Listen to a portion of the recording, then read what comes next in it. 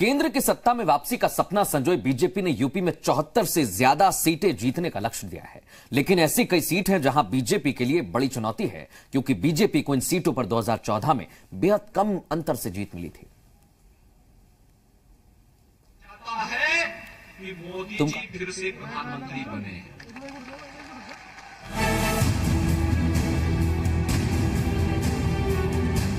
दावा है जीत 2014 से भी धमाकेदार होगी, लेकिन बदले हुए वक्त में समीकरण बदल चुके हैं।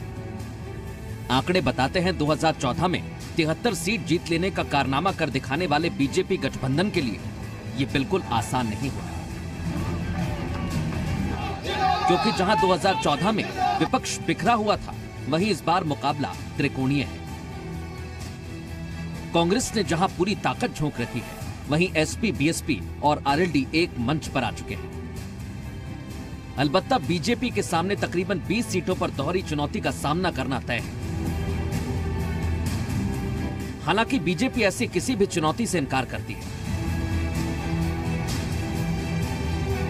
जब हर भारतीय चाहता है कि मोदी जी फिर से प्रधानमंत्री बने, क्योंकि मोदी जी इसलिए बने क्योंकि मोदी जी इस देश के अंदर गांव के लिए, गरीब के लिए, किसान के लिए, नौजवानों के लिए, महिलाओं के लिए, व्यापारियों के लिए, समाज के प्रत्येक तबके के हितों के लिए जो कार्य किए हैं, न भूतो न भविष्यति। अब देखिए वो कौन कौन सी लोकसभा सीट हैं जहां बीजेपी को चुनौतियों का सामना करना पड़ सकता है।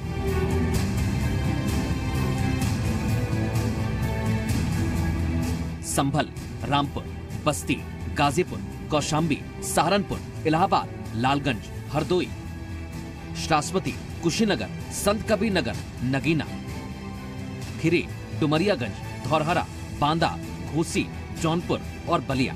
ये वो सीटें हैं जहां 2014 में तो बीजेपी के खाते में आ गई थी जीत, लेकिन जीत का अंतर काफी कम था। देखिए 2014 के चुनाव में और 2019 के चुनाव में एक व्यापक बदलाव आ चुका है। आज हमारे पास में उत्तर प्रदेश में की प्रदेश की सरकार, तो आज डबल इंजन की सरकार ने विकास के द्वार खोल दिए हैं।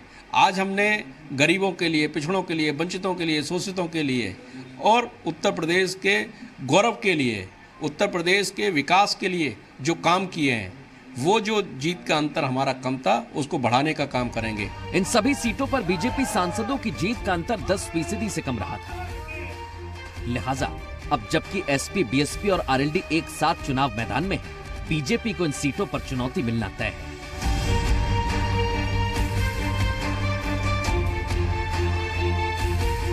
– 2014 का भारतीय जनता पार्टी और 2019 की भारतीय जनता पार्टी में एक बुनियादी बदलाव आया है। भारतीय जनता पार्टी आज सशक्त भारतीय जनता पार्टी है। हर बूथ पर भारतीय जनता पार्टी की कार्यसमितियां हैं। तो हमारे बूथ के कार्यकर्ताओं के परिश्रम के बलबूते पर और मोदी जी की सरकार के द्वारा जो काम किया गया है, उसके बलबूते पर हम, इसीलिए हमने संकल्प लिया है कि अब की बार उत्तर प्रदेश में 75 पार। तो हम जो उत्तर प्रदेश में हम जो 74 पार, 75 पार का जो संकल्प ले रहे हैं, ये संकल्प हमारे कार्यकर्ताओं के बलबूते पर पूरा होने जा रहा है। डुमरियागंज सीट पर बीजेपी से जगदम्बिका पाल ने जीत हासिल की थी। जगदम्बिका पाल को 2,98,845 वोट मिले थे। वहीं बीएसपी को 2014 में 1,95,257 वोट मिले थे। 2014 में संत कबीर नगर लोकसभा सीट से बीजेपी को 3,48,892 वोट मिले थे, जबकि बीएसपी को 2,50,914 वोट मिले थे।